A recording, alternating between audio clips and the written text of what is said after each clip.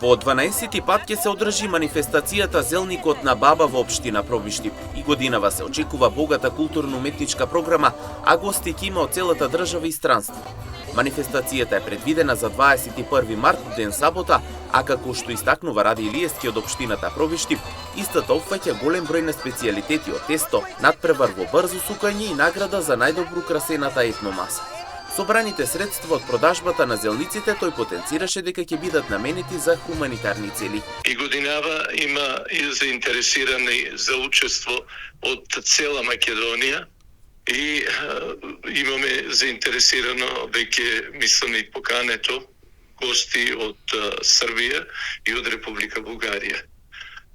Манифестацијата, како што впрочем и секоја година, ќе опфати понуда од голем број на специјалитети, од тесто, со претежно зелници, како што носи и на самата наслов Зелникот на баба.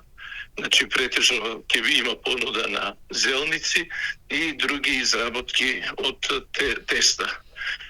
Интересно е што манифестацијата исто така опфаќа надпревар во брзо сукање, особено буди интерес кај присутните овој надпревар и бираме најдобро украсена етномаса, а битно е што целата манифестација, целата продажба на сите понудени производи ќе биде наменета за хуманитарни цели. Манифестацијата според Илиевски е стара 15 години, но поради ковид пандемијата и трагедијата во Кочани, тој вели 3 години истата не се одржувала.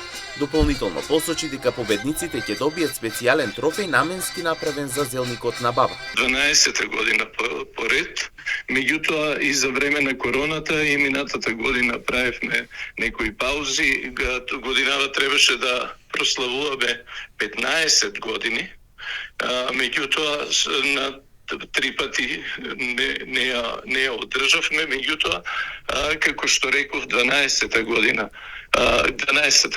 поред. Што со тие што ќе победат? Тие добиваат специјален трофеј наменски направен за Зелникот на баба. Вообичаено како и претходните години, и оваа година ќе има познати уметници од Македонија кои ќе ја веселат публиката. Предвидено е да настапат и културно-уметнички друштва со цел настојно добие поубава слика.